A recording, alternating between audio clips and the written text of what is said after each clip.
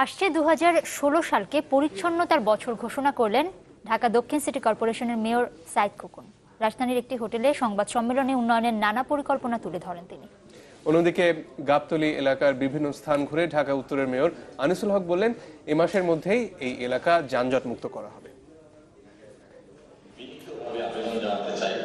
সাইদ খোকন ঢাকা দক্ষিণ সিটি কর্পোরেশনের মেয়রের দায়িত্ব নিয়েছেন 8 মাস হলো।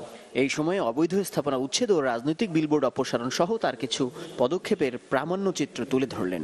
2016 সালকে পরিচ্ছন্ন বছর হিসেবে ঘোষণা করছি। এবার আগামী 12 মাসে ঢাকাকে পরিচ্ছন্ন নগরী হিসেবে গড়তে কিছু নতুন ধারণা নিয়ে এলেন সাইদ খোকন।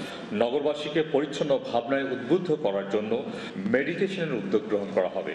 একটি নির্দিষ্ট দিনকে হোয়াইট শার্ট ডে ঘোষণা করবে। ঘোষণা অনুযায়ী নির্দিষ্ট দিনে নগরবাসী সাদা পোশাক পরবে। এছাড়া রাজধানীর বিভিন্ন সড়কে এলইডি লাইট স্থাপনের পাশাপাশি 50টি পাবলিক টয়লেট স্থাপনের কথাও জানান তিনি। আধুনিক বর্জ্য ব্যবস্থাপনা চালু করার মাধ্যমে ঢাকা দক্ষিণ সিটি কর্পোরেশন শহর পরিচ্ছন্ন রাখার সর্বাত্মক ব্যবস্থা গ্রহণ করবে।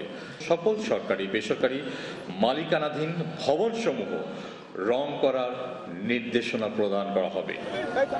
এদিকে ঢাকা উত্তরের মেয়র আনিসুল হক পরিদর্শন করলেন রাজধানীর গাবতলীর বিভিন্ন এলাকা। 29 ডিসেম্বরের মধ্যে অবৈধ পার্কিং বন্ধে তার পদক্ষেপের কথাও জানালেন। আপনারা যে আজকে আমাদেরকে কথা দিলেন যে 29 তারিখ থেকে এই এলাকাকে যানজট মুক্ত ঘোষণা করবেন আপনারা, আমার জন্য এই তারিখ হলো 30 তারিখ, পুলিশের জন্য 31 তারিখের একদিন পর পরিষ্কার থাকতে হবে। ফুট ওভারব্রিজ এবং একটি স্থায়ী ট্রাক টার্মিনাল নির্মাণের জন্য বিভিন্ন সংগঠনের দাবি বিবেচনারও আশ্বাস দেন আনিসুল হক। ওই এলাকার নেতৃবৃন্দ যেভাবে করেছেন। মাকসুদুন নবী, চ্যানেল 24, ঢাকা।